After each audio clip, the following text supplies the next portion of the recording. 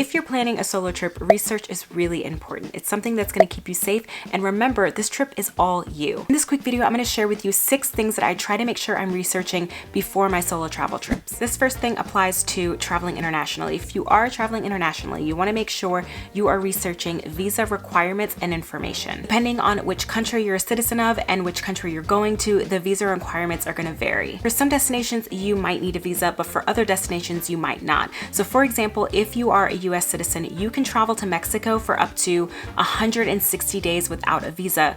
However, if you go somewhere like Brazil, for example, they just reinstated their visa requirements for US nationals. So starting in April, you will need a visa to enter the country. Aside from knowing if you need a visa or not, you also want to make sure if you do, you know which visa you need, what the process is like, whether there are options for an e-visa, how much it costs, and how long the visa is valid for. Another thing you can research when you're planning your solo trip are the neighborhoods in your destination. This will help you start to get a picture and a layout of the city that you're traveling to, and it will also help you plan other parts of your trip. For example, accommodation. As you're researching the different neighborhoods in your destination, start to get an idea of where you might want to book your accommodation, and then also areas that you might want to avoid. And by researching the different neighborhoods, you'll also get to see where the attractions are. Are they all clustered in one part of the city, or are they spread out throughout the entire city? If you're taking public transportation, you can see where the metro and train stops are, which ones you might want to be close to, and also what the walking distance might be between one neighborhood and another. I like to use a couple of different resources to help me gain an understanding of the neighborhoods in the city that I'm looking at. So for example, I like to use Google Street Maps. I zoom in, I scroll around, I scroll down the streets to kind of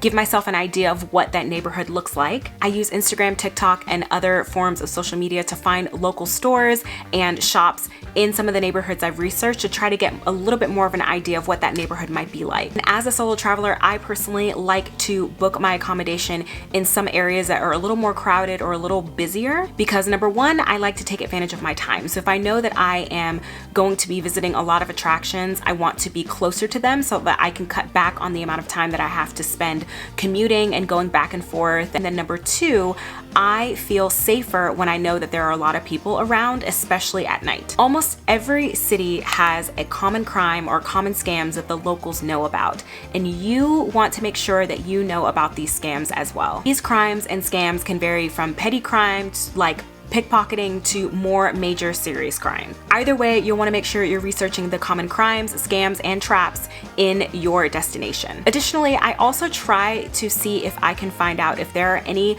common crimes that are targeted specifically towards women and specifically towards travelers and tourists. There's also usually a lot of crime that can happen at airports as well. So sometimes I like to research not only the crimes that are common in that city, but also that are common at the airport as well. You just want to do what you can to make sure that you're aware so that you know what to look out for and you can try to keep yourself safe. So to start the initial search on this, I usually just go on Google and I will write scams in XYZ city or common crimes in XYZ or something like the name of the airport and then scams, just to start out the initial search. And then from there, what you gather from there, you can kind of go down rabbit holes and see what you might need to know. Another thing that I like to research when I am planning a solo trip is transportation. This is especially helpful if you are traveling to somewhere like Europe where you might be country hopping or city hopping, or you're going to a large metropolitan city where you know your main way of getting around is going to be walking or public transportation. I like to research and ask questions like,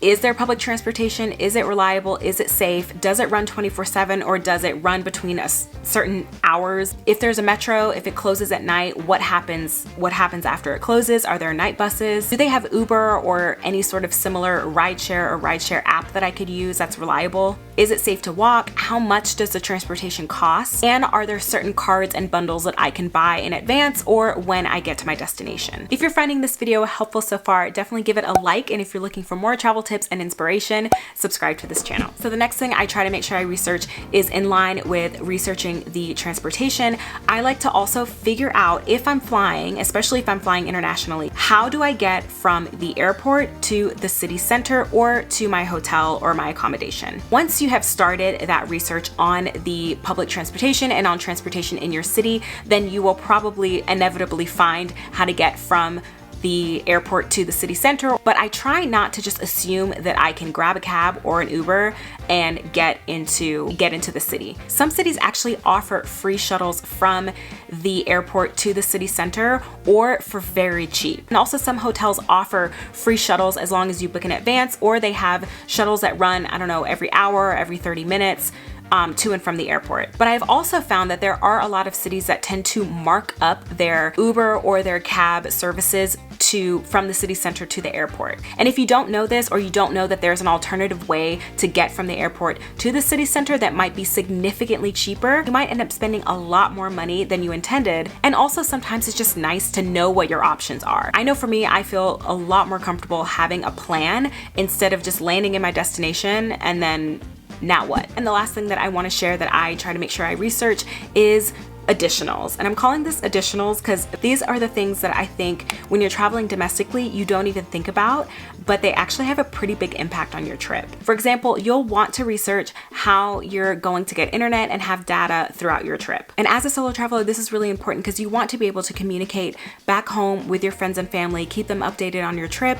You also want to make sure you have data to be able to navigate your way through the city, download and use apps. And also if you meet someone, if you meet some friends or some other solo travelers that you want to hang out with, you want to be able to have data and internet and things like that so you can communicate with them. There are a few different ways that you can approach this, but you'll want to research and make sure you know what works best for you. Is it better for you to set up and get an international data plan with your current cell phone service? Or something that I sometimes do is I have an unlocked phone, and when I get to my destination, I will buy a SIM card, or also there are eSIM cards that you can also get as well. You also want to make sure you know the currency of your destination if it's different to yours. How will you spend money and how will you get money in that currency? For me personally, I usually like to get some cash ahead of time from my bank in the currency of my destination. And then I also like to use a travel-friendly credit card that has no foreign transaction fees, or you can get an international money card, like an international debit card. Nowadays, there are so many different ways to spend, store, save,